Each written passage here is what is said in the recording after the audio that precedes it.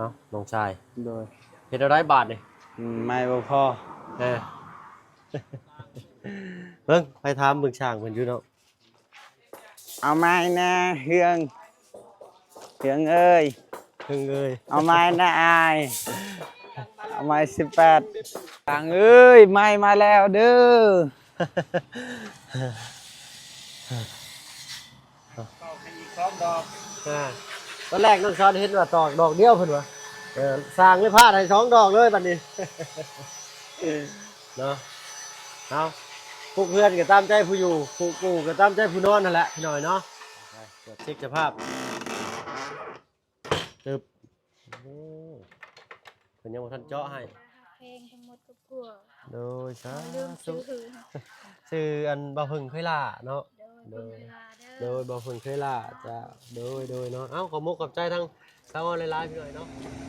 โอ้แล้วบ่สร้างอันนี้ทางเนาะใส่ระดับหนองระดับน้ำคักแน่พี่น้อยเนาะ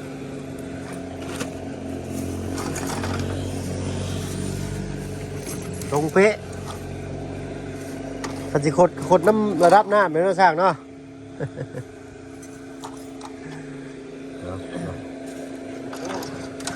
งามโพดบานอันนี้ก็ยังชีใส่อยู่พี่น้อยเนาะแล้วก็ชีใส่เหล้าไหมฟาดไปหั่นเนาะภาพรวมกับเรื่องงามนะโอ้บ้านน้องซอนนี่พอใส่ไม้เซอร่าเต็มลังแล้วก็งามหน่อยเนาะแบบเพื่อนงามอยู่แล้วเนาะแต่ว่าใส่ฟ้ากระจาดเบิ่งคือบ่งามเนาะพอใส่ไม้เซอร่าเสื้อผ้าดีๆให้เพิ่นก็งามพี่น้อยเนาะแล้วก็ต่อขั้วออกไปงามครับบันครับโอ้งามขนาดเลยพี่น้อยเนาะจบเนาะบ้านหลังนี่เดี๋ยวก็สิใส่อันราวบันไดอีกจักหน่อยเนาะ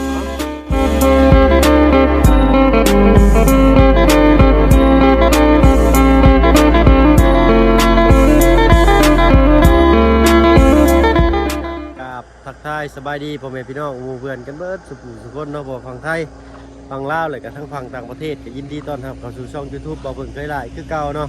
วันนี้ก็ยังบ่ได้ไปใช้ถ้าบ่าวเบิ่งก็ได้พี่น้อยเนาะแบตเบิดจะไปใช้บ่ได้เนาะสร้างแบตอยู่เพื่อนน้องซ้อนก่อนเนาะ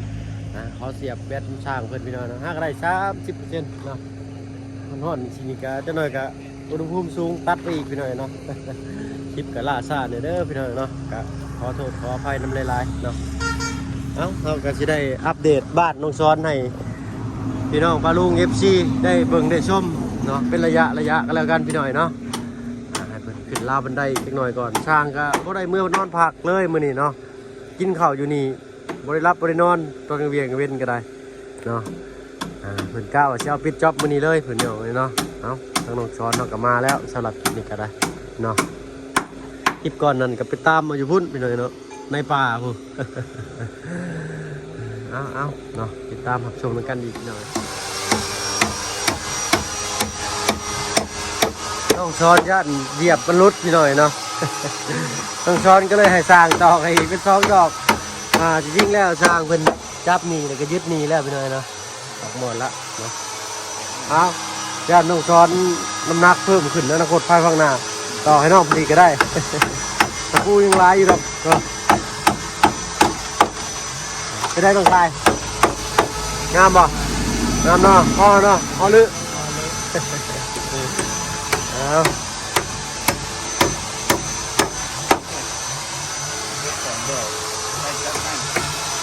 ทำที่เยียบบาทเลย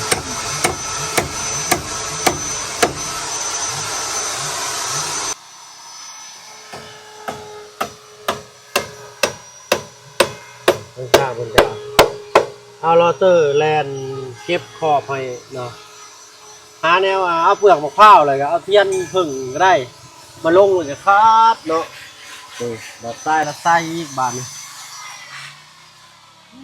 ผักกะลีเพิ่นเห็นเนาะนี่เป็นได้ลงทรายถึงอกถึงใจอยู่บ่เนาะ เอาคิดมากระเบิดบาดนี่โอ้ยเนาะไปเสือขี้แดงแรงฤทธิ์อีกแล้วมื้อนี้ โดย เอาสบายดีปะลุงไง สวัสดีปาลุง เนาะบันไดน้องช้อนก็ใกล้สิแล้วเสร็จแล้วพี่น้อยเนาะ โดย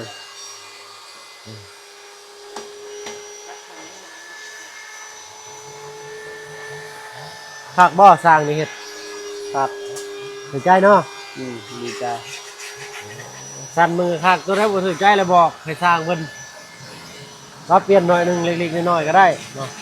ต่อให้อีก2ดอก ตอนแรกน้องช้อนเห็นว่าตอกดอกเดียวเพิ่นว่าสร้างเลยพลาดให้2 ดอกเลยบัดนี้ เนาะเอาพวกเพื่อนก็ตามใจผู้อยู่ผู้กูก็ตามใจผู้นอนนั่นแหละพี่น้อยเนาะอันนี้ก็ยังสิต่อราวจับบันไดขึ้นอยู่พี่น้อยเนาะเพื่อสมบูรณ์แบบเนาะบ้านน้องช้อนครับ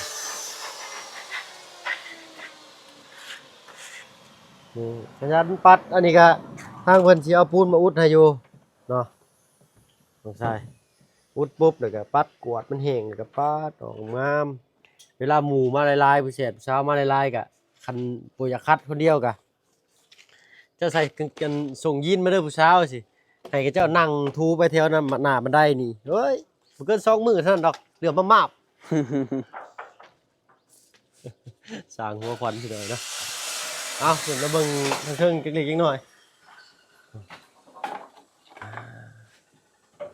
ไม่ใช่ตรวจเช็คสภาพตึบเป็นยังบ่ทันเจาะให้นะเจาะบ่ยังฟิตอันนี้นี่เนาะของใหม่ยังฟิตอยู่เนาะแล้วไม่อันถึงแดดถึงฝนถึงลมมันก็เหี่ยวเขาอีกหน่อยหนึงเนาะพอดีหน่อยเนาะนี่แหละอันนี้ก็เป็นลูกติ่งเนาะ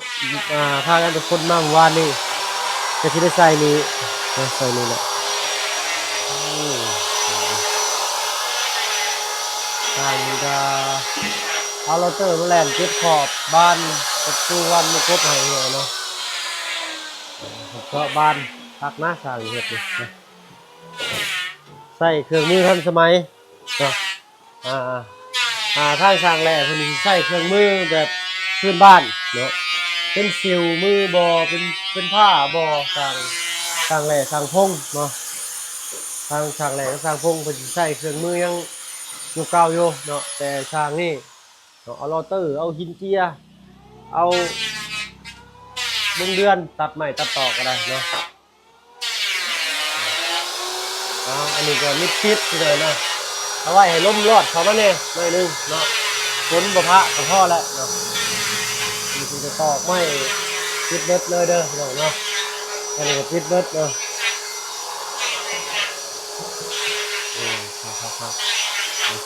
โอ้เบิ่งเหยียบตะปูได้เหรอ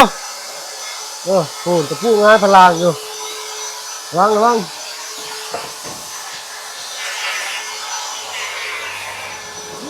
เสียงดังนะพี่น้องเนาะ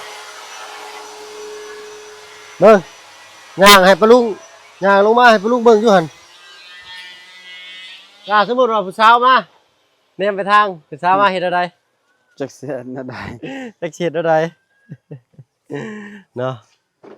หน่อยเนาะใกล้สิแล้วเสร็จแล้วแหละเนาะอีกหน่อยนึงอดใจรอคอยถ่าเนาะ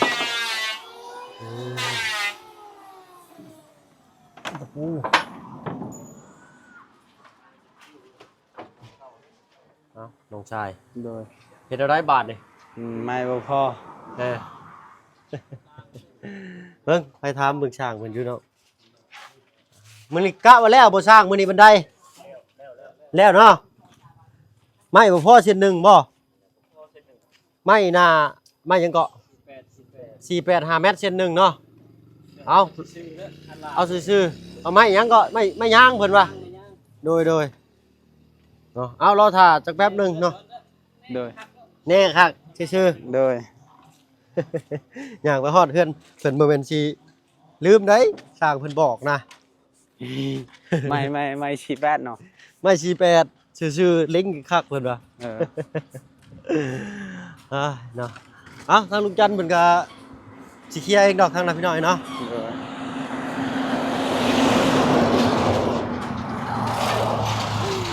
เท่แท้เลยรถนี่บ่โตเนาะ โดย คลาสสิกแห่งอีหลี เนาะทางอันทางลุงจันทร์เพิ่นว่า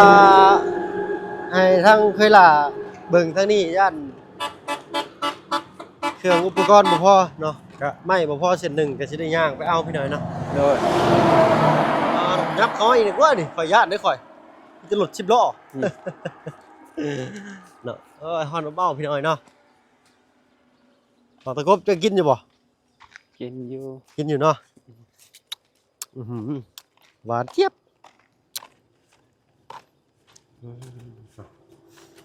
บางช่วงน้ำท่วมนี่ก็ขึ้นจนมาฮอดปีเลยพี่น้อยเนาะโอ้น้องโอตัวน่ะเนาะไอ้น้องนางน้อย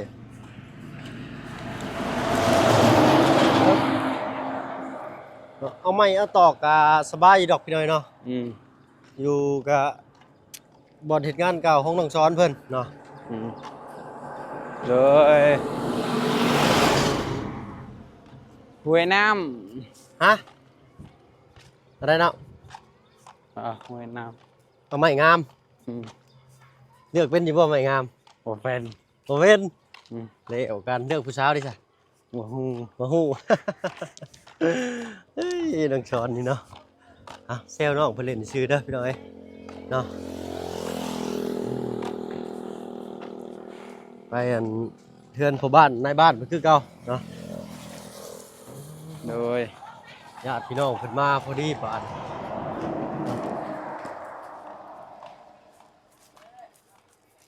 เอาไม้ตะได้เอกบันนี่ เอ้าใส่เพิ่นหาเบิ่งอยู่ เอาไม้นะเฮืองเอ้ย เพิ่งเอ้ย เอาไม้นะอายเอาไม้18เดี๋ยวนี้ 48ทั้งเบาจันเพิ่นบอกเลยเนาะ นี่เนาะ โดย5 เมตร นี่ เนาะ บ่ เอางามๆเด้อเนาะ งามแล้ว ตรงครับบ่น้องช้อนเล็งอยู่ฮะ งามแล้ว สร้าง มั เพิ่ ด น ชำนีงามแล้ว ชำนิงามเลยเนาะ อืม อันนี้บ่แม่นไม้48ด้วยนี่เนาะ โดย ป่ะปะ ไป โอ้หลักไม้กันเด้อ เนาะไม้เส้นเดียวพี่หน่อยเนาะ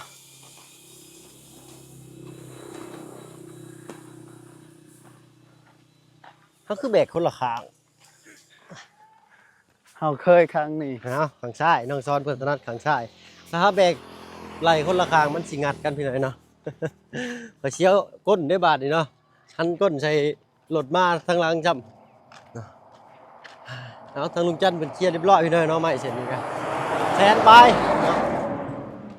แสนสามก็คือแสนห้านี่แหละไม้เส้นนี้เนาะก็ประมาณ200กว่าบาทเนาะ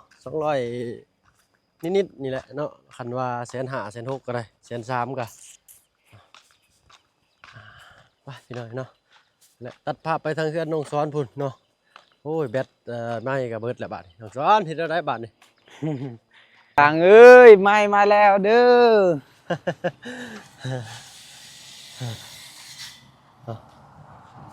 3 นาทีย่างไปครับเนาะบ้านเดินทางกับเพื่อนอันคนขายไม้กับบริใกล้พี่หน่อยเนาะเบรกเอานี่แหละง่ายๆงามบ่สำนีงามบ่โอ้ยเนาะ ยังคดอยู่ได้ เจ็บ ยังคดอยู่บ่ ไม่48เนาะโอ้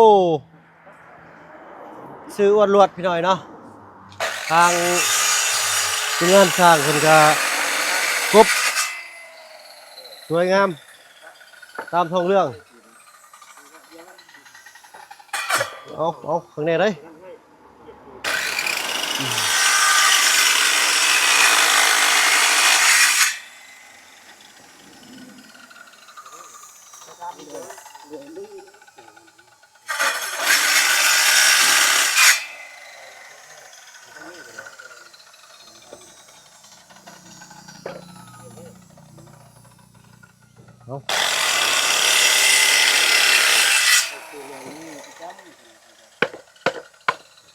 บุฮับจำบัน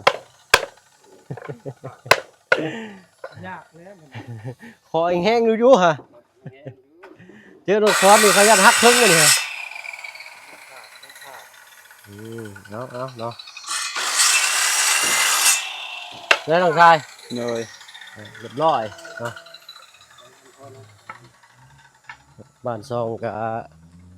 สีสำเร็จเสร็จสิ้นเลยเอาทางทึ่งก็ติดใบประตูโอ้คมหะไปละเห็ด ยัดบ่แล้วมื้อนี้พี่น้อยเนาะแล้วไว้กะได้งานอื่นอีกพี่น้อยเนาะทางบ้านน้องน้อยก็ยังตั้งค่าอยู่เนาะใกล้เชื่อแล้วบ้านน้องน้อยก็ได้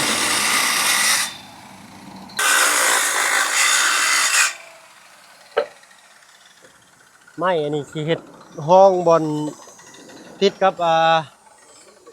ลูกติงพี่น้อยเนาะติดกับลูกติงเนาะ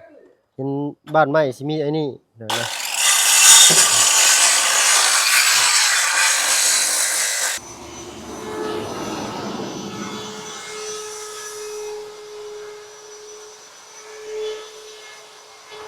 น้องช้อนนี่ผู้สาวมาคอยฮะเดี๋ยวเห็นบ่เสื้อแดงๆไงผู้สาวมาคอยหาเจ้า ญี่ปุ่นน้องช้อนญี่ปุ่นว่าพี่ก่อนเข่าตานั่นไม่ได้ออกได้ไหมนี่เนาะเอาสีสำเร็จเสร็จสิ้นแล้วพี่น้องเนาะใกล้สิได้เห็นภาพที่สมบูรณ์แบบแล้วบ้านนี้เนาะเสร็จสาวการมาไต่มาต้อมเนาะแต่โคบเราเห็ดเนาะไม่ต่อของตามมาครบเป็นทีเรียบร้อยพี่น้อยเนาะโดยทางลุงจันทร์เพิ่นสั่งไว้ให้เนาะเดี๋ยวแจ้งเพิ่นไปเมื่อกี้นี่เนาะฮ้อนแดดขนาดเลยมื้อนี้บ้านบางซ้อนก็ยังบ่ทันมีห้องน้ำห้องในพี่น้อยเนาะมื้อเช้านี่ก็ไต่ไปน้ำเมาย่างทั่วเบิดบ้านซะแล้ว ขึ้นไปถึงก็ไปพ่อน้องพาเนาะน้องพาว่าน้องซ้อนไปเตะต่อบ่โอ้ยน้องซ้อนเตะต่อเป็นอยู่บ่วะย่างขึ้นไปหาน้องแช่ก็บ่เห็นเพิ่นพี่น้อยเนาะว่าสิเอาขนมไปฝากลูกเพิ่นเลยเห็นน้องพาอยู่กับลูกกับหลานมันเป็นลูกเพิ่นพี่น้อยกับหลานกับน้องหาคนกินมาม่าห่อเดียวก็เลยเอาให้น้องเพิ่นแบ่งกันมันคิดมันใจเล็กๆน้อยๆพี่น้อยเนาะก็ซื้อมาแต่เฮือนประเสริฐพุ่นแหละเนาะเฮือนประหลัดเพิ่นเนาะว่าแต่บ้านพุ่นละเนาะห้องน้ำบ่มียังครับเมื่อคืนจะแล่นไปเข้าทางแท้เนาะ แลนอยู่ป่าหั่นคอยไปขี่ อยู่ป่าผมขอโทษขออภัยพี่น้อยเนาะว่าจ้าบ่สุภาพเนาะเพิ่นไปถ่ายนักอยู่พุ่นอยู่ป่าคนในหมู่บ้านนี่ก็มีแต่ไปพุ่นเลยเนาะ โดย มันสิบ่เหยียบของกันบ่ เคยมีบ่แบบเหยียบของกันนี่สินะเขาเจ้าบ่ได้ไปปั้นได้ไหมบ่ไปเหยียบของเขาเจ้าพี่ เยี่ยม ว่าบ่จิหัวเนาะข่อยหายแล้วไปเหยียบของข่อยนี่ไปปั้นได้ไหมแล้วเนาะว่าเนาะโอ้โหม่วนเด้อพี่น้อยเนาะขอโทษขออภัยหลายๆพุ่นแหละป้าพี่น้องเพิ่นไปเข้าอยู่พุ่นเนาะไกลอยู่ฟ้าลมฝนตกก็จำเป็นมากก็ต้องไปเลยเนาะโดยบ้านนี่เนาะน้อยนักสิมีห้องน้ำมีเฮือนหลังลุ่มไปหน่อยเนาะมีห้องน้ำเนาะเบิดบ้านซะแล้วนี่แล้วก็บ้านน้องแช่เท่านั้นเนาะโดยน้องซาร่าเอาเสียงดังเนี่ยเด้อพี่น้องเนาะเครื่องไม้เครื่องมือสร้างเพิ่นก็หลายเนาะเฮ็ดบ้านเฮ็ดเรือนจังได้ว่องไวทางมันบ้านน้องน้อยก็ใกล้สิแล้วเสร็จแล้วแหละพี่น้องกำลังทาสีภายในเนาะโดยน้องที่บ้านที่น้องไปยกเสานี่เนาะอยากไปอีกบ่อย่าละอยากไปเลยได้ยินข่าวมีผู้สาวอยู่หั่นบ่สาวอยู่ได้อยู่บ้านสกี้พิษใหญ่แล้วโอ้ก็ฮู้ว่าต้องสอนนี่ร้ายจริงๆนะเนี่ยได้ยินข่าวบ่แว่วๆนะเนาะบ่แม่นเนาะแซวน้องเพิ่นพี่น้อยเนาะแซวดุร้ายนี่ห่วยเอาลีให้มันแล้วสิบ่ต้องสอนบ่ได้นี่เนาะบ่ต้องฟ้าวก็ได้น้องเอ้ยเนาะตั้งต้นตั้งโตโตฮักจังเอาลูกเอาเต้าเพิ่นมาเลี้ยงมาอยู่นำเนาะ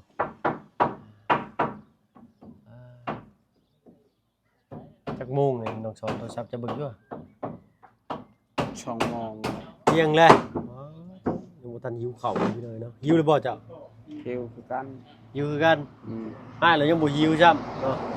ต้องรอท่าพุ่นแหละ ทางลุงกับทางบ่บุญเพิ่นเข้ามาพุ่นแหละเนาะทางลุงเพิ่นกำลังออกไปโหลดคลิปอยู่เด้อเนาะในแถวละแวกนี้ก็บ่มีสัญญาณแน่บ่มีสัญญาณแน่เนาะเอาทางบ่บุญก็ไปแล่นเวียกทางบ้านน้องนางน้อยเนาะทางลุงก็ไปแล่นเวียกทางบ้านน้องป้าน้องมะขอโทษขออภัยพี่น้อง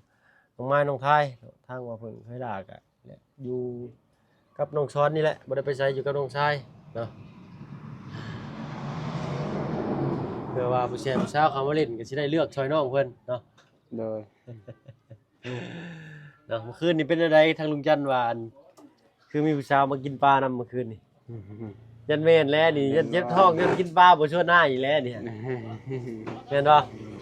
ผู้สาวมาแต่คนน้องชายเมื่อคืนนี่ มาดินม่วน มาลินม่วนเนาะทุ่ม2 ทุ่มก็กลับพี่น้อยเนาะ3 ทุ่ม9 โมงบ้านเฮาก็3 ทุ่มเนาะแล้วจังเห็นถุงน้องเวลาเปิดไฟปิ้งกินบ่หรือว่า1หรือว่าเป็นอะไรกินปลา ไป ปิ้งปลาสู่สาวกิน เราปิ้งเอง เราปิ้งเองเดี๋ยวปิ้งสู่สาวกินเนาะ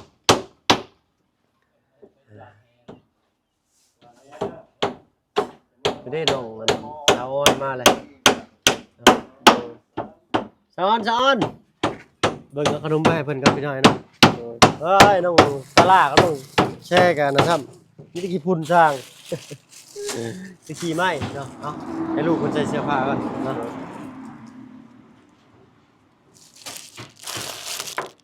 เนาะลาป้าลาลูกก่อนก็ได้น้องช้อนนี่เนาะบัดนี้ โดย สิย่างไปหาน้อง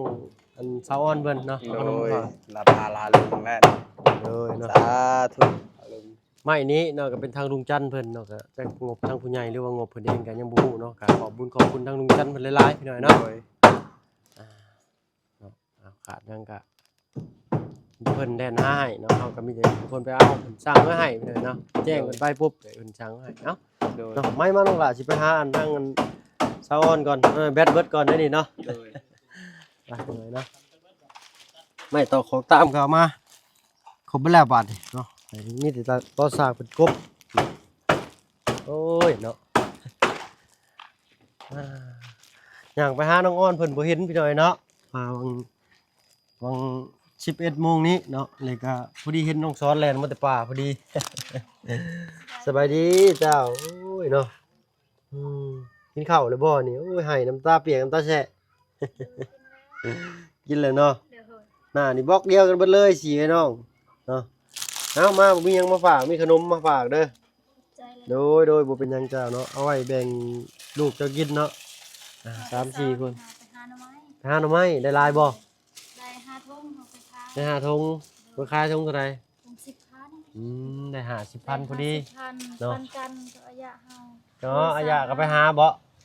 ปันกันเอาลู อื กเนาะ มอายะอยู่เฮือนเอาลูกให้เจ้าเป็นคนไปหาพอได้เงินมา50ก็ปันกันคนละ25,000 โดย เนาะเอาสู่เอาเนาะ โดย มื้อนั้นก็คือว่าทางบาบุญ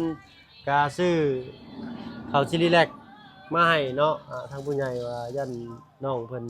ย่ำข้าวย่ำหยังมันซ่าลูกเพิ่นเนาะให้กินข้าวชิลิแลกก็มีโปรตีนหลายกว่าเนาะเฮ้ย จักเดือนแหละ ได้ละ4 เดือน 4 เดือนแหละโอ้ยไวเนาะ เอาซั่นอันทางบ่เพิ่งไปก่อนเด้อซอนเด้อเนาะ กินข้าวก่อน โอ้ยเอาเลยเนาะทางบ่เพิ่งยังบ่หิวอยู่เนาะ ถ้าลุงกับอันบาบุญสารวัตรเพิ่นมาก่อนเนาะแบตก็เบิดแล้วพี่น้อยเนาะ เอาสบายดีเนาะโดยสบายดีจ้ะโดยเนาะเอาอยู่ดีมีแห้งจ้ะโดย ได้คนใครอยังมี โดย สิ่งใดขอให้ได้สิ่งนี้ขอให้ไปใส่มาใส่ให้เราปลอดภัย โดยเนาะ ไปใส่มาใส่ให้มีคนหักคนแพงเด้อ โด ขอให้ ย เทวดาหักเพลงทั้งหมดกับพวก โดยสา ไม่ลืม ธุ ซื้อ ชื่ออันบ่เพิ่งเคยล่าเนาะ โดย โดยบ่เพิ่งเคยล่าจ้ะโดยเนาะเอ้าขอมกขอบใจทั้งสาวหลายๆพี่น้อยเนาะทางเฮาก็ไปหาชาร์จแบตก่อนเนาะบ่ทราบก็แบตเบิดมื้อหนึ่ง4 รอบพี่น้อยเนาะ สำหรับคลิปนี้ก็สิขอตัวลาลงแล้วพี่น้อยเนาะพบพรคลิปหน้ากันแล้วกันเนาะอัปเดต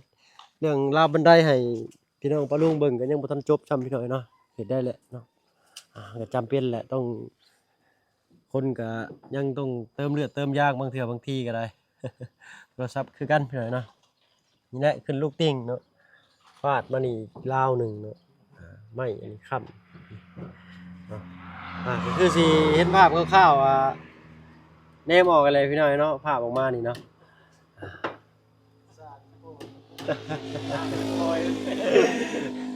ตอกเป็นแม่นได้ช่างบ่ได้เด้อเนาะเอาออกมาหลับล้มน้ำบ่ได้เด้เนาะอยากให้สร้างเพิ่นกบไม้อันนี้ให้เด้เนาะหรือว่าสิทาสีเอาก็ได้พี่น้อยเนาะทาสีเอาดีกว่าเนาะเพราะว่าไม้เก่าแหละตะปูหักค่าแหละใบกบเพิ่นไปกบถึกอะโอ้แขววงกบเพิ่นนี่ก็สิเสียหายเนาะก็ราคาก็ค่อนข้างแพงอยู่นะพี่น้อยเนาะเอาเนาะเดี๋ยวสิอัปเดตให้พี่ให้น้องปาลุง FC ได้เบิ่งอีกเทื่อหนึงก็แล้วกันพี่น้อยเนาะสำหรับคลิปนี้ก็ลาแล้วพี่น้อยเนาะพบพรคลิปหน้าเอาเป็นว่าสบายดีจ้ะ